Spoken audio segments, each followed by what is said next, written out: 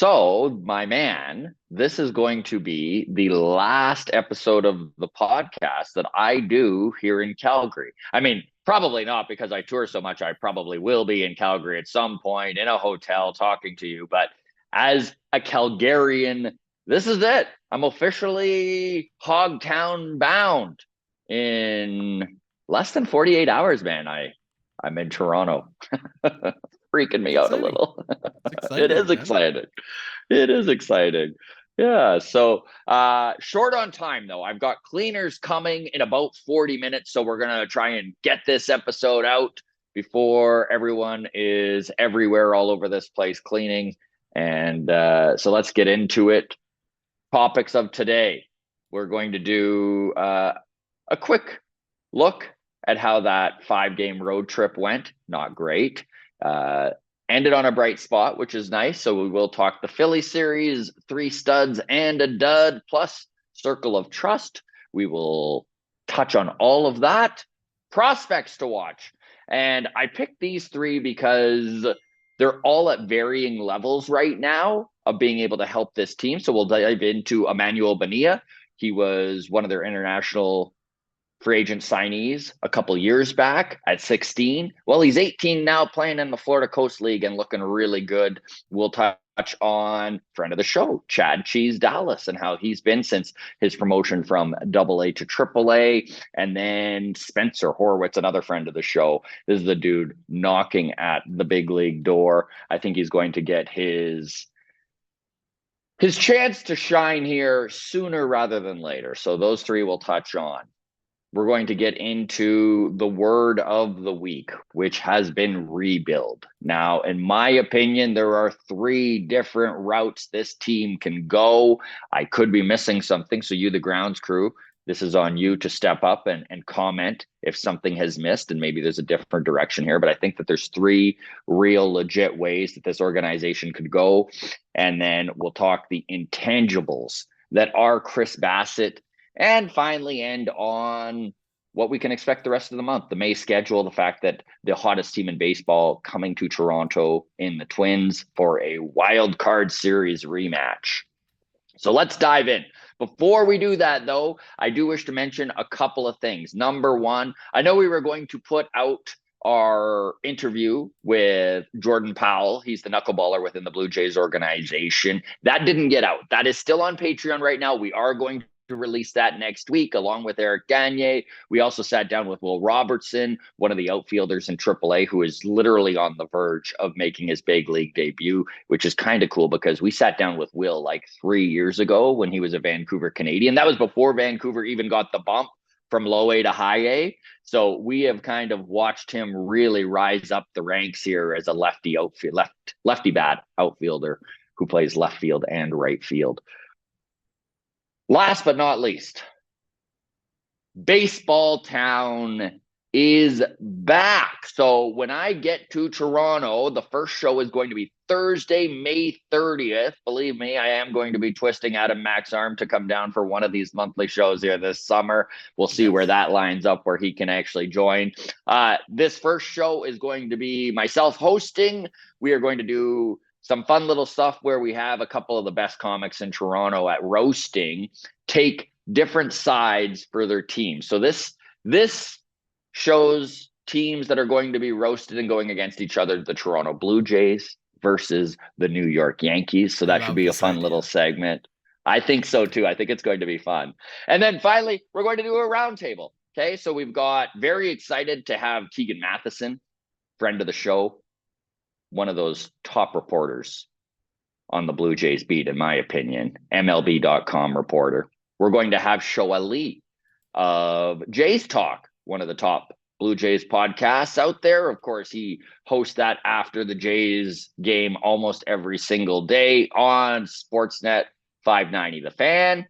So excited to have Showdown. And then just confirmed, we've got Nick coming down from Blue Jays Today. So we've got a little something for everyone. It should be a good show. Looking forward to it. In June, it looks like we got Caitlin McGrath of The Athletic and Julia Cruz joining us. So looking forward to that. These are going to be monthly shows. Tickets, $22. You can get those. They will be posted at the top of our comment section here on YouTube. And on that, let's get into it. Philadelphia. They have had a heck of a run, dude. They're looking like the contending team that they have been the last couple of years. And man, did they ever embarrass the Blue Jays in that game one of that 2-game series. 10-1. This is after the Blue Jays already what felt like blew the series against the Washington Nationals. The Nats obviously taking 2 or 3 there. Jays moving on to Philadelphia. Really, really needed a win, and they did wind up coming out victorious 5-3 on Wednesday after a team meeting. This team's back against the wall, man.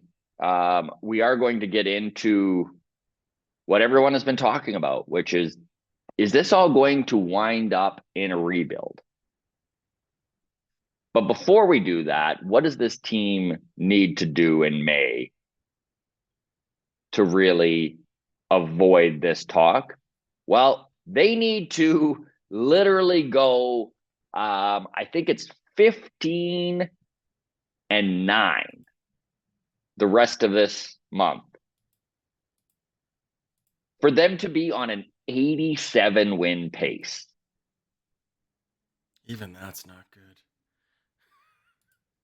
It is a soft spot in the schedule. But no, even being on pace for 87 is not great. That said, they are 17-20. They're only 3 games under 500. They're still almost 80% of the season remaining. I know that Jays fans, myself included, my hope has whittled down to very little at this point. Adam, if you're going to give a percentage of what you forget fan graphs, forget logic, okay? Just where are you at on this team percentage-wise to be a wild card team? Which would take, let's say, as low as 84 wins, which is what Arizona got in with last year, and as high, I mean, we all remember 2021 and the Blue Jays winning 91 games and that not being enough. Now, obviously, an extra playoff team has been added since then. So percentage right now, the Jays 17-20, and feel free to chime in, grounds crew members. What's the percentage chance you give this team of making a playoff spot? Man, it is tough out there. We are how many games back of the Royals right now? We're 7.5 back of the Royals for the division. It already feels like that's out of reach. Right? Mm-hmm. Wild card, we're 5 games back right now. But I'm looking at the list of teams in front of us. It's like, okay, AL playoffs right now. Orioles, Guardians, Rangers. Those are the division leaders. The wild card teams are the Yankees, Twins, and Royals. Mm-hmm. But then you also got the Mariners, who I think are better than us. The Red Sox, who apparently are better than us. The Tigers, Rays, and Athletics. That's a lot of teams to overtake. It is. Ugh. Now, that said, it is May 9th, right? I think it's May 9th. May 10th, actually. May 10th. May 10th. Or as my wife calls it, Happy Post Malone and Morgan Wallen Song Day. Oh, okay. They have a to all of those who celebrate. Yes. All right. I would say not good, man. It is. I don't like our chances. I will say, I mean, on paper, I like our chances. Mm-hmm. I just don't know how to kickstart this team is the problem. You know? Like if Bo hits 325 the rest of the season and Vladdy continues to hit the way he has the last 2 Couple weeks, weeks now. Yeah. and George Springer never starts for us again, then we have a chance. We have also used up all of our depth at pitching, which is concerning. Um, Yes. like I don't think we have a fifth starting pitcher, and our And the bullpen bullpen, is not I what it was last year.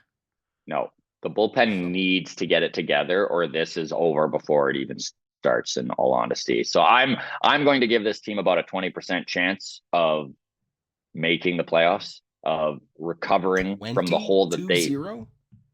2-0. So 20%, like, Yeah, that's I know it's not good, but like, look at where they're at, man.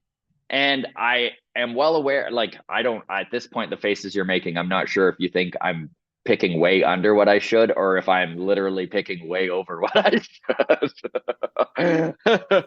no. It's like, oh, I feel it, and I'm cringing because I agree with you, and I think Hmm. even 20 feels like that's us being toxic positive. You know, Hmm. like And listen, I it's again, like, bleak. I don't wish to just completely write this team off. I think that's a silly way to operate with so much of the season left. I think I saw that it's 77% of the season remains. So, with more than 3/4 of the year remaining and only 3 games under 500, I mean, I know that this isn't 2015, but that was a team that when Anthopoulos went all in at the end of July, they were 2 games under 500. So, I mean, there's a lot of games to be played before we're even at the trade deadline. I just can't see this team doing it without some major, major corrections. And how those come about, I don't know. We're well aware, everyone in Blue Jays land, that this team had a players only meeting. They did this a couple times last year. We're already at a players only meeting scenario here, which means things are bad. And you know what? They came out and they played a much better game on Wednesday. I don't know if that's the start. The positive side of me wishes to be like, you know what? Maybe it is, right? They came out and hit with runners in scoring position, which is always something that this team struggles to do. They came up with some 2 outs hits, another thing this team struggles to do. Is it going to be enough?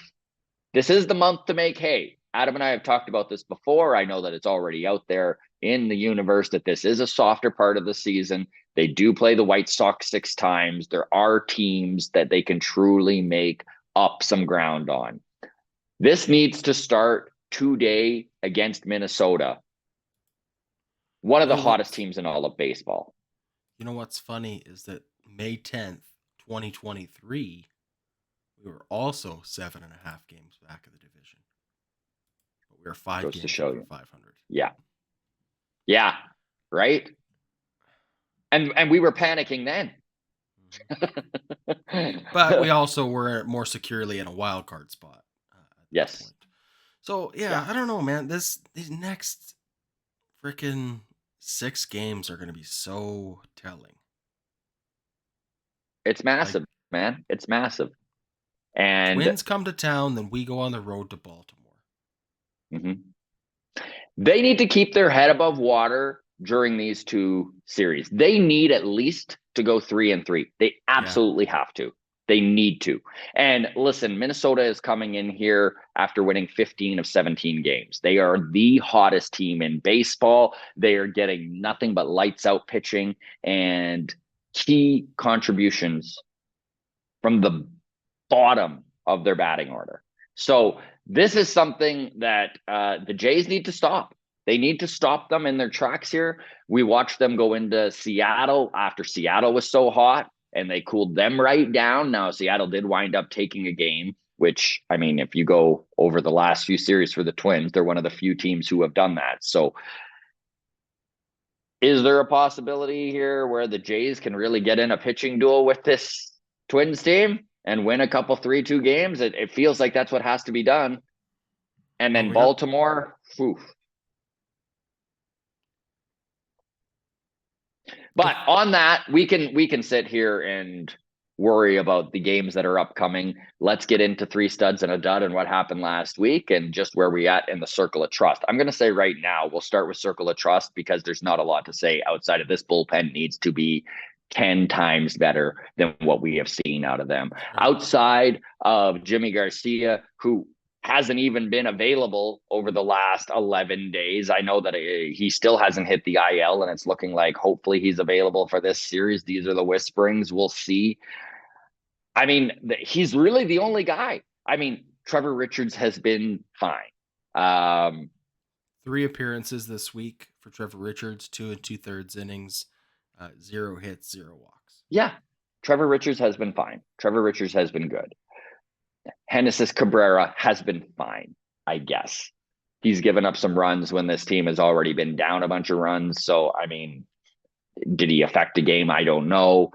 You start looking at guys like Eric Swanson and Jordan Romano, 2 dudes who last year were lights out, back into the pen guys, very reliable guys when it comes to high leverage situations. And they have not been that this year. Slow start. Okay. They were both shut down, didn't start the season until about a week in. Of course, we all know about the personal turmoil that Eric Swanson has dealt with, but this is all behind them. And if this team is going to go anywhere, it's going to go on the back of the back end of this bullpen. And I'm just going to say right now, Eric Swanson and Jordan Romano, if they don't get right, this season's over. So fingers crossed they can figure it out and come out with what they need to do, because this is a deep bullpen if the guys who are your horses act like horses, right? So that's what you hope out of this bullpen.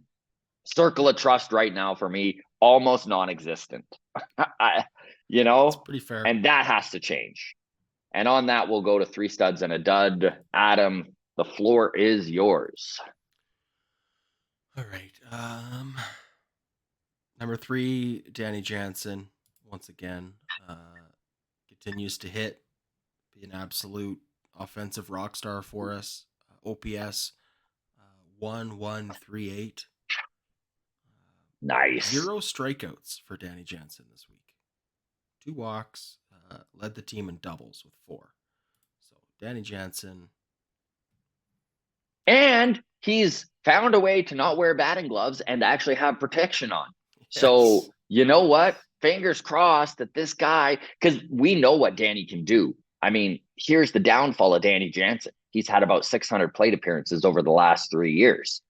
Yeah. This might wind up being a good thing for the Blue Jays, as Danny's probably going to just need to re-sign for, less than what the top offensive catcher in baseball would get. Like Danny, his numbers look that way. He just needs to stay on the field long enough to prove that this is something that is tangible throughout a season, right? So Danny Jansen, love him as our number 1 stud.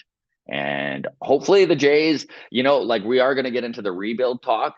Danny Jansen is a guy where I think it's very important for them to lock him up. I just don't think he's going to be overly expensive. I think he's going to need to bet on himself because of how little playing time he's had. And you know what? Nobody knows this pitching staff better than Danny Jansen. If a rebuild, retool, whatever it is, winds up happening, having a guy who knows the organization as well as Danny Jansen be the backbone there, I'm all for. Well, I was listening to Shulman on Blair and Barker yesterday, and they were talking about bringing up Elvis Martinez and just the complications of bringing up a young guy in the middle of a tailspin like we're at right now, and how that could impact him. And Shulman pointed to, quote, the leadership of this team and listed 4 names, and it was Gausman, Basset, Turner, and Danny Jansen. So some leadership there from Danny Jansen. Yeah. Stud number 2, Gary Gausman. He's back, baby. He's as good as you could expect from him. 5 1/3 inning, 8 strikeouts, 2 walks, 0 earned runs, got us the win. Yeah. When they needed him most. They needed him most. And Kevin Gausman, I mean, thank the baseball gods above that he is with this team, because if they are going to turn it around, it's going to be on the back pitching. And we're going to need our ace to do it. Absolutely. Your final stud of the week, Davis Schneider. Yes. hit 417 this week, which carried him to a 1.255 OPS.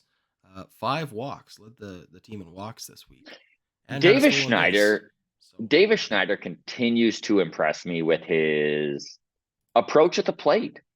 He's aggressive, but he's not overly aggressive. He knows what he can hit. And that I think is a big part of Davis Schneider's game is he knows his limitations. He's well aware he's susceptible to the high fastball. He's well aware that once he starts to expand the zone that he strikes out and he keeps within himself. Something that there's a lot of guys on this team with far more talent that could sure take a page out of Davis's book here when it comes to hitting. So Davis Schneider, look for him to see playing time almost every game at this point. He's earned it and he's proven himself. And you need him in that 5 or 6 hole every game. we got a comment this week. I don't know if it was on Patreon or YouTube or where I saw it. We'll save it for a real deep dive until this mailbag on Tuesday. But the gist of it was, in hindsight, having not locked up Bo and Vlad long term when they were young, superstar, rookie, sophomores, any interest in doing that with Davis Schneider? Now, Not yet. obviously, he's not going to be 150, $200 million, Yeah. but No, I think I remember the comment and it was something like, would you go 5 years, 50 million or something like that? And I would be interested in locking Davis Schneider up long term, but let's give it another year. I think he still needs to kind of prove where he's at, just so that just so you're able to evaluate the price tag. And before we start talking extension on Davis Schneider, also let's let him get his big league legs under him. I mean, this is a kid who's played. I mean, I'm just guessing at this point, but like 50 major league games. So let's tap the brakes a little bit. But I do love that thinking, and but I'll this get into why shortly. this is the point, though. This is the Atlanta strategy of you've Mm-hmm. got a guy. Don't wait till he gets expensive. Lock him up before No, he's it's expensive. true. So, It's true. okay. Honorable mention: Yusei Kikuchi. I Continues to have a mean, great season. Didn't get the win this week, but he did pitch 6 innings, only 1 walk versus 7 yeah, strikeouts. Gave up 1 run, and and left the game it's with the just lead. So what do you do? I yeah, mean, exactly. yeah, So yeah. Yusei Kikuchi has been a revelation the last year and a half, and it doesn't look like last year's career year was anything but another stepping stone for him to take another step forward, which, I mean, you say, let's go. dud of the week, Bo Bichette, 2 for 19. I mean, he's been the dud pretty much every time that we have done this so far in 2024. Bo Bichette, very similar to the comments I just had about Eric Swanson and Jordan Romano. The kid has to figure it out. This season relies on him figuring it out. Now, I am not worried, and we've talked about this before. I'm not worried Bo Bichette is going to not figure it out. What I'm worried about is he's not going to figure it out in time, and this season is going to be a wash because of it. So, yeah, dud of the week. Not surprised it's Bo, and sure hope that this time next week we can at least honorable mention him in studs and say that he's on the upswing. That's the fingers crossed hope here. And you know what? He was finally moved down the lineup, something I'm not sure why there was so much hesitation to do. I do understand John Schneider's thinking of like, you know what, these are my horses. I got to go with them. My job's on the line. Now's not the time to start relying on Ernie Clement. All of the respect in the world to Ernie with that comment. I'm just trying to frame what John Schneider is thinking here. Obviously, Bo Bichette is a guy that, if you look back over the last 3-4 years, has been a massive cog in this offensive engine that has been the Toronto Blue Jays. And man, without him, this has been a miserable offense to watch. So everyone likes pointing to the 2022 season with Bo Bichette as a reason to not panic right now because he also started that season slow and then finished the year with a 290 batting average and led the American League in hits. But at this point in that season, he was hitting about 250. Yeah. So until the end of And April, had he was right about around double the 200. hits already. Yeah. Yeah. So I would say, I mean, again, This is bad. looking at this schedule, right? We got Twins in Baltimore, but then we got the Rays, White Sox, Tigers, and White Sox. I'd say if we don't come out of the end of May with Bo Bichette looking like he's mid-season form, I'm gonna be worried. Like if he's still hitting around 200 in early June Yeah. after we just went through the White Sox, the Pirates, the Tigers, Mm-hmm. and the Rays, yeah, that's gonna be concerning. I think that's a real opportunity to get this engine churning. Mm-hmm. And if that doesn't act as a catalyst to get this offense going, where I don't know what will. Mm-hmm. I don't know what will. So No. there you go. Uh, Dud Bichette, dishonorable mention. Alek Manoah made his season debut this week. mm-hmm. Looked a little shaky in the first inning. Bo made an error, which didn't help things out, but we got Yeah. out of it. Vladdy with the grand slam, and then I was Yeah. texting you and Joel. Pull Manoah. Yeah. Let's call it a good start. We got 3 solid Yeah. innings out of him, Mm-hmm. and then he imploded in the, and I think it was the 5th. And I mean, you really need to have some toxic positivity to try and put a good spin on that start. I can't do it. I just can't do it. Hit a batter, walked 4 others. I mean, he wasn't hitting his spots. He wasn't crisp. His slider looked better than it has. If there's any bright spot to take out of it, I guess. But I mean, Yep. how do you take a bright spot out of a guy who gives up 7 runs? You know, Yeah. anyways, you know, Well, we're gonna see him again this week. He pitches Sunday against the Twins. So yeah. I mean, while Yariel's out, what do you do?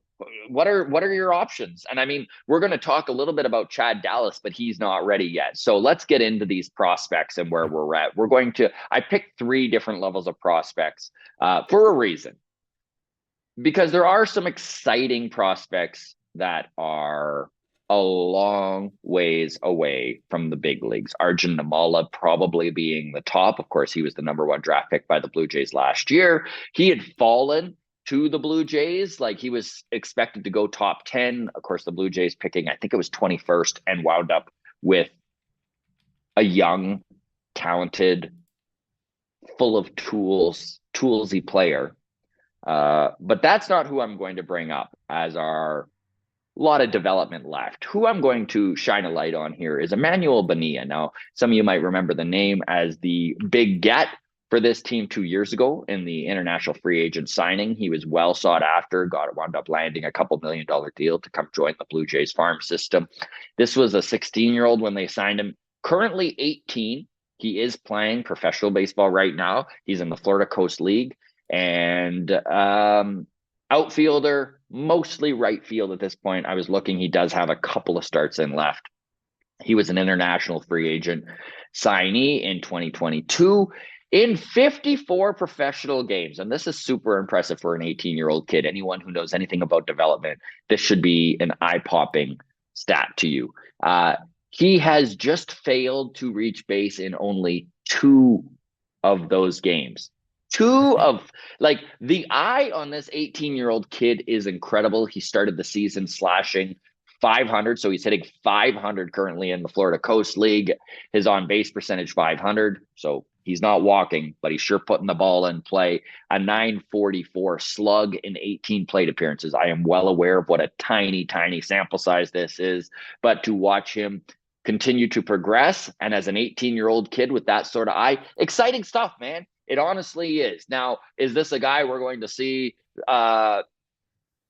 Baseball America put in the top 100 prospects right away? Probably not. We're probably going to need to see another year of development before any real excitement and hype starts behind the kid, but this is a great start. The second prospect I wish to shine a light on is a dude who is a friend of the show, but he also won the organization's Pitcher of the Year award. This is big league, right down to the bottom last year. Chad Dallas, Cheese, 22 years old, got the call up to AAA out of spring training, so he made the next jump up. This is a guy who pitched 32.2 innings pitched this year, has 23 Ks, 15 walks, and a whip of 1.81. ERA over 7. Not good. Not good. What I will say is that he blew up twice, so these numbers are inflated. Mm-hmm. He has struggled to hit his spots because I think what's happening is this is what happens to a lot of 22-year-old pitchers when they wind up taking that next step from AA to AAA, is they're dealing with guys who know how to lay off the breaking ball. So he's not hitting his spots and he needs to readjust. I'm not worried about Chad Dallas at all, although there was a lot of talk about this kid being a possible viable starting pitcher on the depth chart for 2024. And I just don't think he is there yet, which has definitely hurt the Blue Jays with Ricky Tiedemann not being able to be the guy that they were hoping he would be health-wise this season. That said, Chad Dallas, keep an eye on him. You know, he is 22 and he's in AAA. Exciting stuff. Finally, the last guy I want to talk about is Spencer Horwitz, because this is a dude who could literally help this team right now. 1 second here, buddy. Mm-hmm.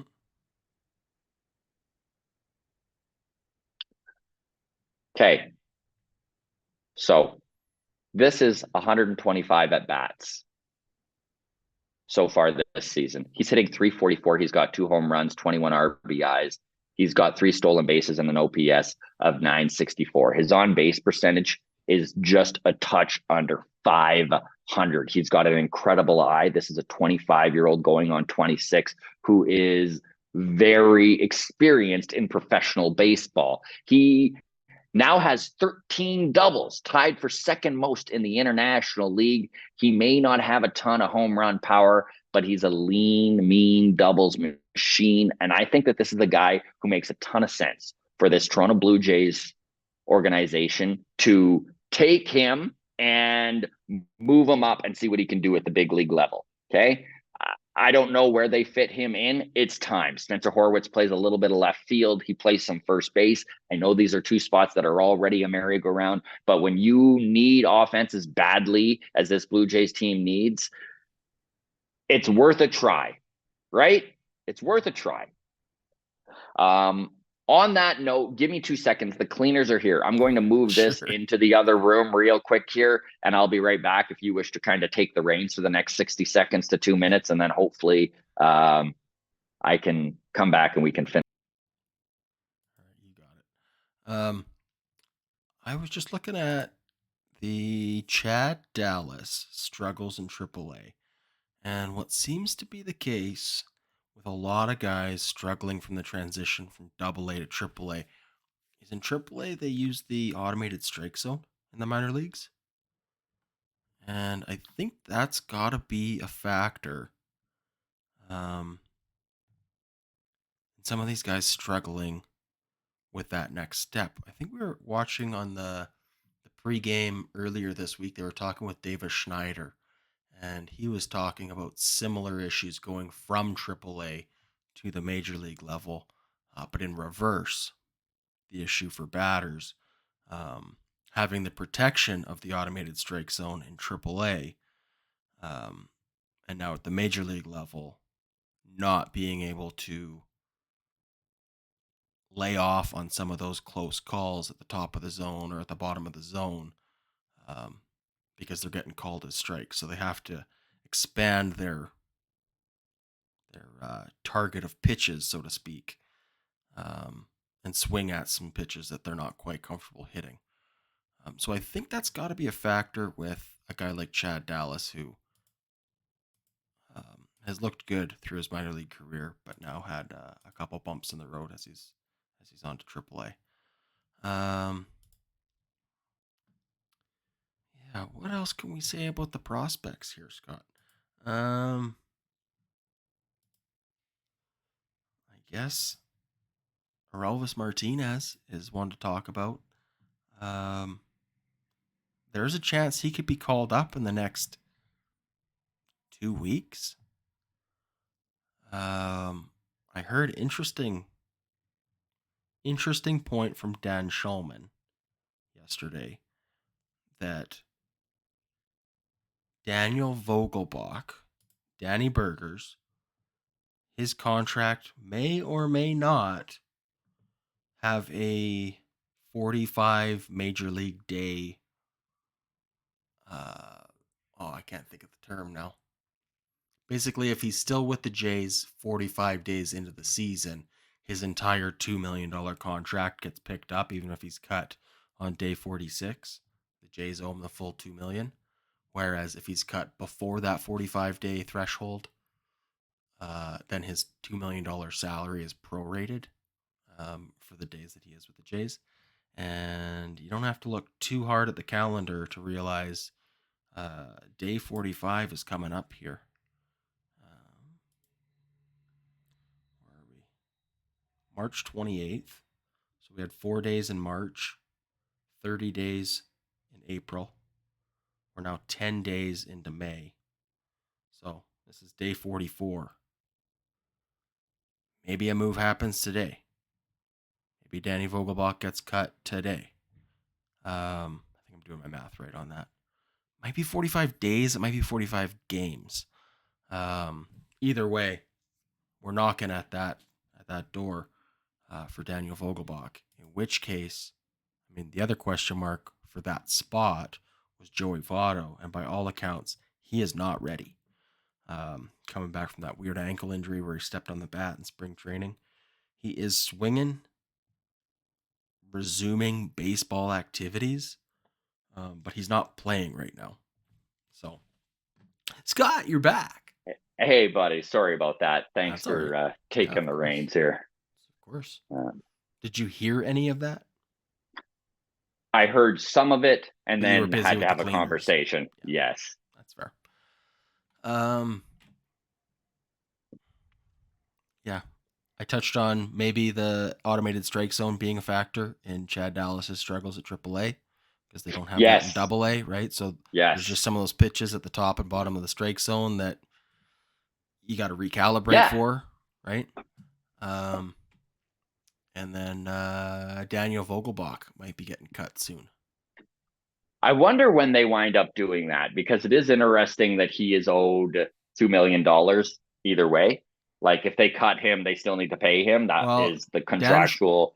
Dan Shulman was hinting yesterday on Blair and Barker that there may be a clause in his contract that says if he's cut before 45 days, or it might be 45 games, that it's prorated. Right. So we're on day 44 of the season now. Mm-hmm. Maybe he gets cut today. Maybe it's 45 games. He's not doing much. Yes. So, but Joey Votto's not ready. He's still not playing. He's like baseball activities or whatever, yet. Right? So exactly. What's that? Baseball taking grounders in the warm-ups, I guess, right? Like my guess is he's taking some swings in the cage. He's yet to face live batting practice. So we'll see, man. The truth is, the more that this team struggles, the less likely I think it is that Joey Votto gets the bump up. We'll see. We'll see. And maybe the $2 million is worth it to this organization to try and get fans out in June and July. Who's coming out in June and July for Daniel Vogelbach? Nobody. I'd come out for a June game if Elvis Martinez is making his MLB debut. Yeah. With Joey Votto playing first? Why not? Why not? So you want to talk rebuild quick before I let you go?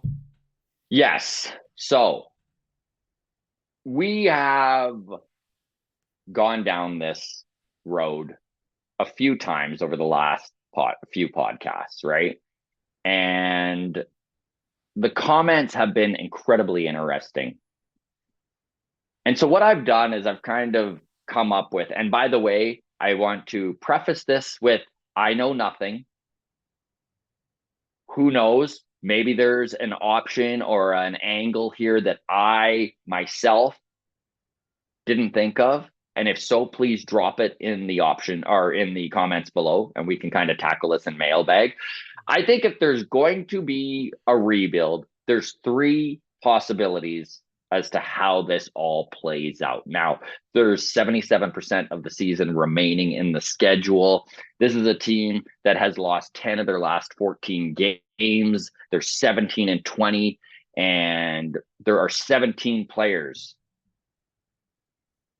on this roster set to reach free agency over the next 2 winters, and a farm system that is ranked 23rd by Fangraphs.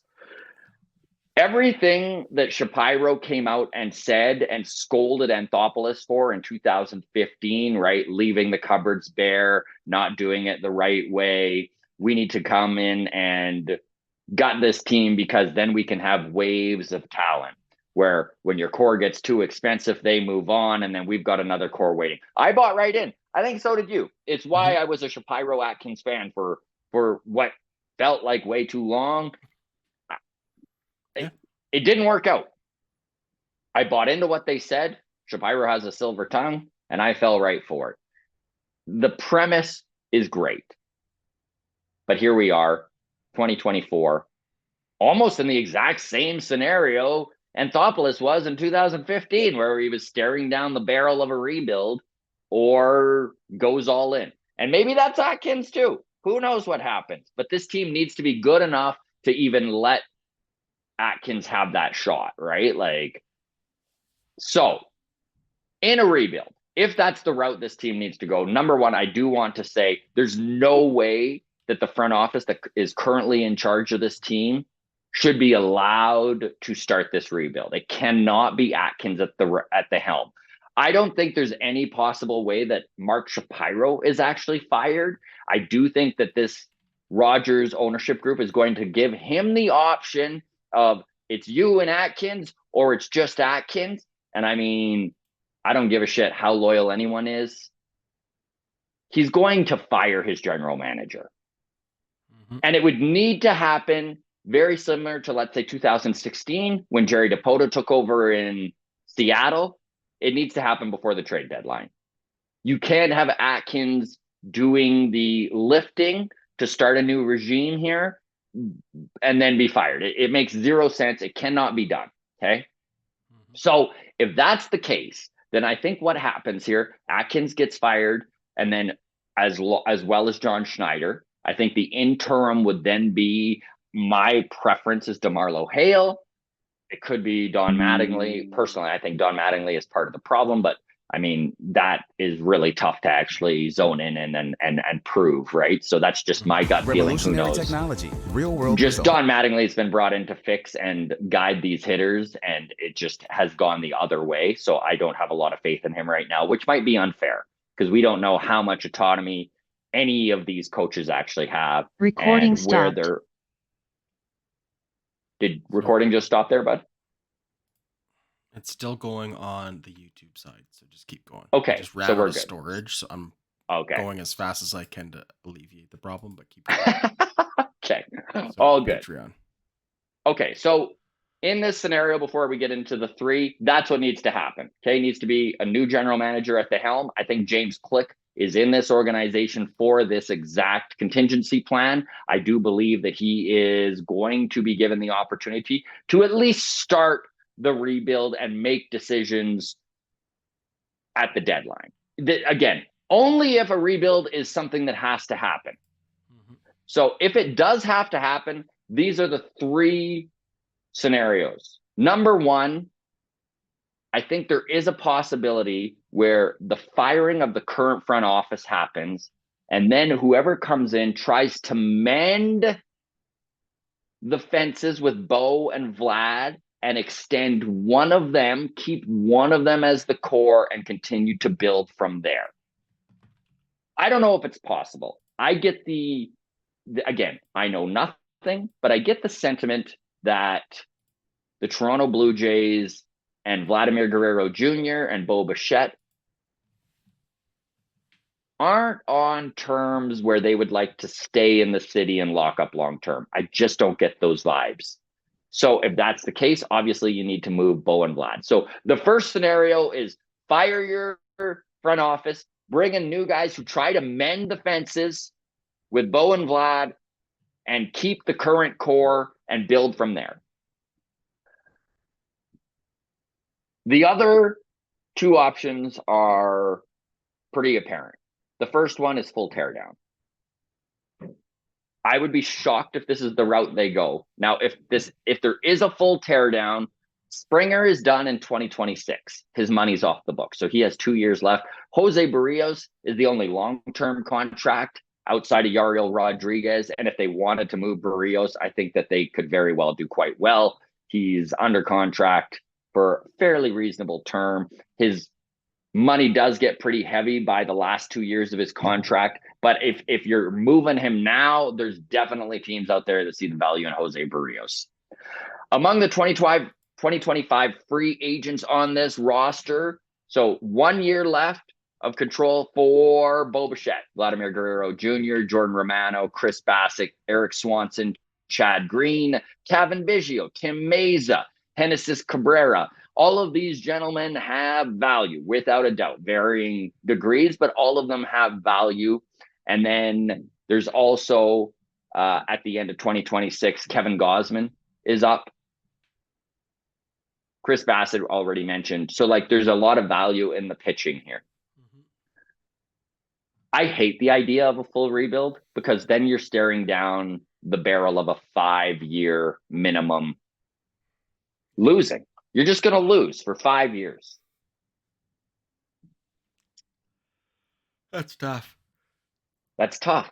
The final option, and I think this is probably the most likely option, is that, yes, they move on from Atkins and the current regime at front office. This is where you sell off the assets that don't fit into the future. So if you can't re-sign them, Bo and Vlad fit into that category. There's a ton of money coming off the books in 2025. So you move those assets, you bring in other major league talent, you try and restock the farm system all at once. You establish the players on the current roster that can help solidify a core. So I do think Dalton Varsho is in there. Davis Schneider is a dude that you're going to see being given far more opportunity to actually be a contributing member to the meat of this batting order. Catcher's incredibly important as well in a rebuild. So if you're retooling, I think it's super important to go out and lock Danny Jansen up. It doesn't need to be long-term, but at least get him on the books for a couple more years. I think that's going to be fairly cheap and easy to do. This is a guy who has been with the Blue Jays organization for 10 years, since 2012 and his draft year. He was the first guy of this Bo, Vlad, Cavan core kind of to come up and make his major league debut. He knows the pitching staff. He knows how to call a good game. And we have seen his bat come to life over the last few years. And we have seen him become one of the more offensive catchers in all of baseball if he can stay on the field. So you take all the money coming off the books, which is substantial, and then you reinvest in what will be the new core. Can they get a Juan Soto? I don't know. I'm doubtful that we can fish in that sort of pond. But there's other really good candidates out there, right? Look at Pete Alonso, right? 29 years old. Is there a scenario where maybe you build around Pete a little bit with some other players that you're going out and spending some money on? I don't know what those players or who those players are, but I think that is the other route in a retool, is that, yes, 2025 will suck. Yes, it will. Okay. Because they're going to need to get rid of a lot of these players we're currently watching. However, I do think that there is a way to transition this team into a competitive team again by 2026 with the money and the assets that this front office currently has to play with. The reason I think the retool is the most likely is that Rogers just poured a ton of money into this facility in Toronto, into Rogers Center. We're well aware of the $350 million renovation that we just watched go down. So I don't think that this Rogers or ownership wants this building sitting empty. And the only way to get people out in a hockey town, which is Toronto, as a secondary sport, don't get me wrong, I know how many baseball fans are out there, but you need the general public to put 45,000 butts in seats in Rogers Center. So you're going to need a team that is fun and exciting to watch. They're not really that right now, so we'll see what happens. Grounds crew, let us know though. Did I miss something? Is there another scenario here that we didn't bring up in a rebuild? I know that you can continue to run things back, bolster this, however it may be, but those just seem like the three possibilities, which is try and lock up the current core, mending fences with a new front office, a full teardown, or a retool. Those seem like the options. You know what would be hilarious is if the new GM traded Bo Bichette to the Diamondbacks, got Gabriel Moreno and Lourdes Gurriel, and then re-signed Teoscar. Oh man, there's some chaos out there. Yeah, I mean, I'm not even like anti John Schneider, other than the fact like I'm anti Ross Atkins at this point. Yeah, and I think unfortunately, just when you bring in a new GM, he's gonna want to have his guy. Absolutely. So, casualty, but that is what it is. James Click seems like the dude, but you know what? There's some very good general managers out there. Kim Ang was just let go. Well, kind of walked away, took her business elsewhere after the Marlins wouldn't re-up her for more money. So, she's out there. There are options out there. We'll see what happens over the next. Honestly, I think we're going to know by the end of May what's actually going to take place with this team. I think you're right. I think we might see some drastic moves after this next week, man. I don't know. It's if we go 1-5, we're like, who are we getting? We go 1-5 against the Orioles and the Twins. I don't care what our record is against the White Sox and the Pirates and stuff. Who cares if we're gonna beat up on them and then get our fucking asses handed to us by the real teams? What's the point? Couldn't agree more, man. Hey, yesterday was an off day, so it's a 2-day undefeated streak. I'll take it. On that, we're going to end things off with, we will talk this Twin series and what's coming up in May real quick here. I'll get you to pull up the schedule. But before we do that, I do wish to just shine a little light and give a little love to Chris Basset and the intangibles that this man brings to the table. The Hound does not get enough credit for what he does for this team. He really is a guy, you can tell he's a leader, okay? And you look at this team and everyone touts that everyone's a leader, right? They're all leaders. That's not really how it works, right? Mm-hmm. Too many Chiefs, not enough Guardians, as Sean Lecomber says. So, but you know what? You can tell that he's magnetic when it comes to his teammates. They like hanging around him. It's obvious that his voice matters in that clubhouse. He's intense, but he's also a joker. You can tell that he's ball busting lots of the times when he's in the dugout and not pitching. Mm-hmm. This is a 35-year-old who had to be crafty and wily to get where he's at. And I think that that's massive to a team to have guys like that, guys that aren't those top draft picks, guys who have big contributing members to the team that had to work for every inch they got, and that is Chris Basset to a T. And he's a guy that other pitchers turn to for guidance. John Schneider made me laugh when he brought up how much he enjoys watching Chris Basset shake pitches off that he had just called. He's running the pitch comm, will call something and then be like, you know what? No. Like shake it off himself, which is funny. And he just provides some levity, I feel like, to a team that losing sucks, man. Yep. They're not having a lot of fun. So having a guy who can still lead by example and joke around and keep it loose, but also find those moments where the intensity is needed. I've been very impressed with Chris Basset. Forget about the pitching side of things. Just as a guy, just as a leader in the clubhouse, tough not to love the Hound. And on that, The Minnesota Twins winning 15 of their last 17 games. That is going to be the series at Rogers Center. The Blue Jays return home to face the hottest team in baseball. The Twins for 3, the Orioles for 3. Adam and I figure they got to split that. They need to go 500 on that 6-game stretch. I think and then we got after a better that, shot at taking 2 against the Twins than we do get taking 2 from the Orioles. So keep that in mind yes, too when you're watching this Twins yes. series. Probably need to win 2 out of So, 3 in Minnesota. how does the rest of the month look if they can go 3-3 against these two very, very tough teams? Well, then it's the Rays for 3 in Toronto, the White Sox for 3, Detroit for 4 in Detroit, but Detroit's pesky this year. Mm-hmm. And then the White Sox for 3. And the first game of a 3-game set against Pittsburgh is also in May, right there, May 31st. I mean, the truth is if they can go 5-4 at home against the Twins, Orioles, Rays, big ask to go 5-4 in those 9 games. They still need to go like 8-2 against the Sox, Tigers, Sox. Totally doable. You're looking at like split with the Tigers and then sweeping the Sox twice. Yeah. Yeah. Well, I mean, who knows? If it gets the offense going, who knows? We'll see. June might be fun if these guys can start feeling good about themselves and start having some confidence. Mm-hmm. Yeah, we'll see. Yeah, a lot at stake. We will leave it at that. Thank you so much to all of you who follow along and watch.